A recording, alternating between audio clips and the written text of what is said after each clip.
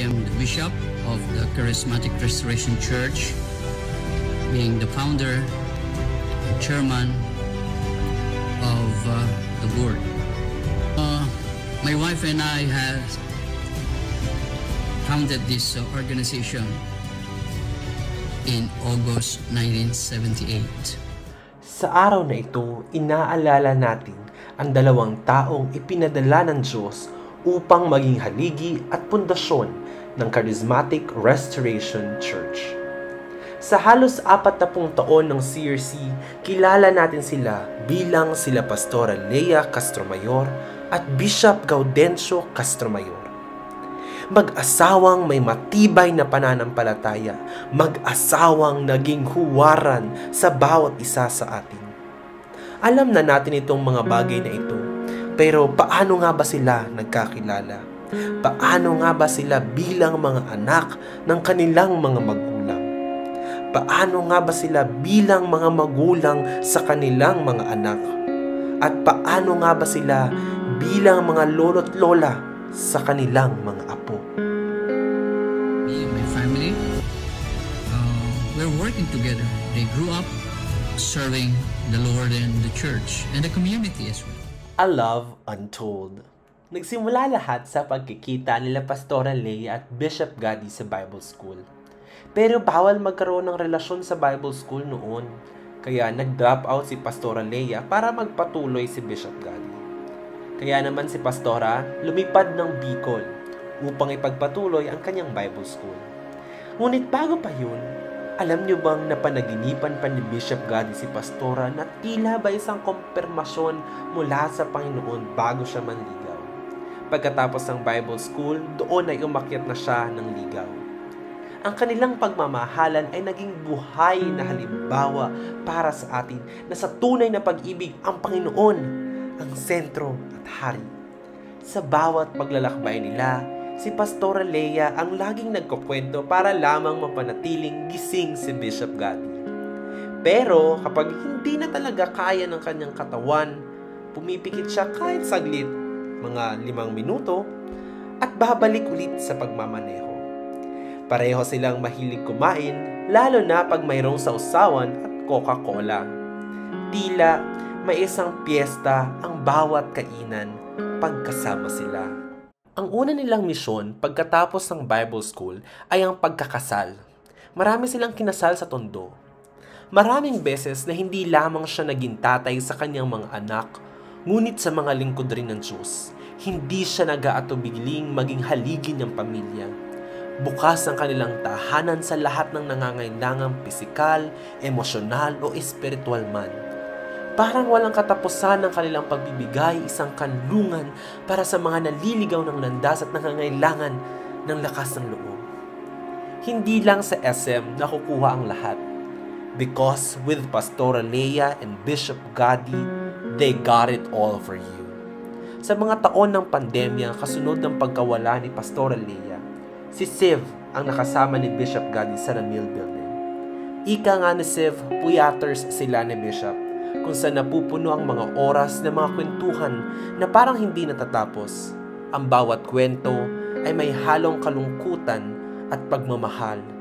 At sa mga panahong iyon, naramdaman ni Siv ang lalim ng karunungan ni Bishop.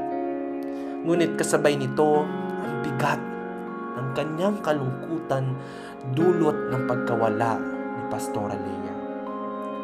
Pagkasama mo si Bishop Gadi sa panambahan, dapat alam mo ang sinasabi mo. Pagkasama mo si Bishop Gadi sa panambahan o kung saan man, dapat maayos ang iyong pananamit.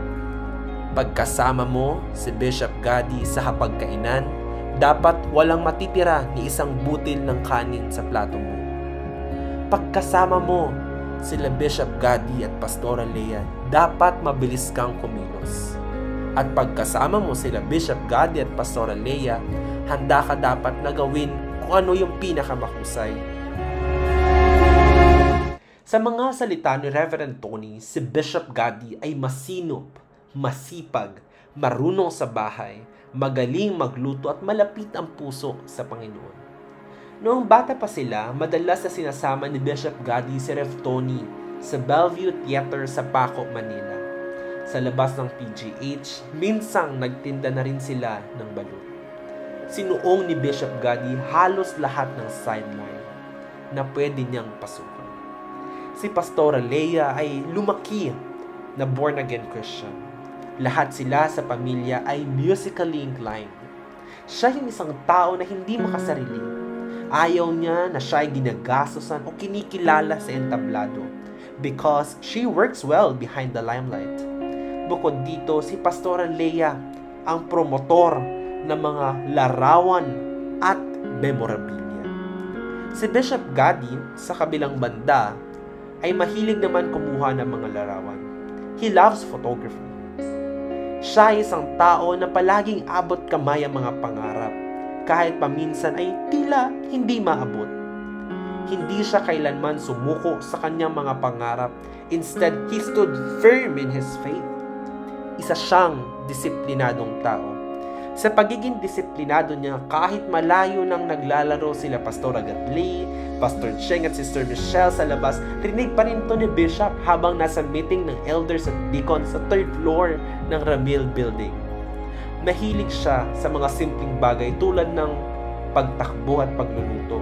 Ngunit may isang malalim na bahagi ng kanyang pagkatao na laging ayaw niyang ipinapakita sa iba. Ang kanyang mga paghihirap. Hindi niya kailanman ipinaalam kung gaano kabigat ang kanyang mga dinadala.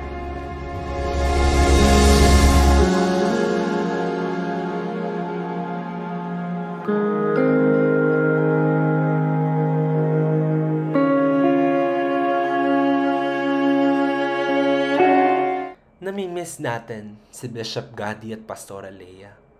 Ang kanilang mga kwento, ang halakhak na umalingaw-ngaw sa bawat sulok ng simbahan at ang walang sawang pagmamahal sa atin.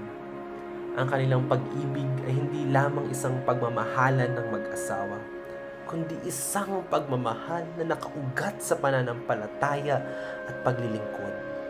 Sa bawat patak ng luha, bawat ngiti ng pag-alala, alam naming ang kanilang kwento ay hindi magwawakas.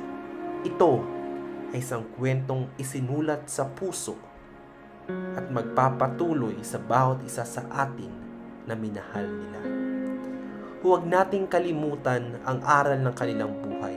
Hayaang ang kanilang pamana ang magbigay gabay sa atin sa bawat hakbang, sa bawat pag-angat, sa bawat pagdapo ng araw.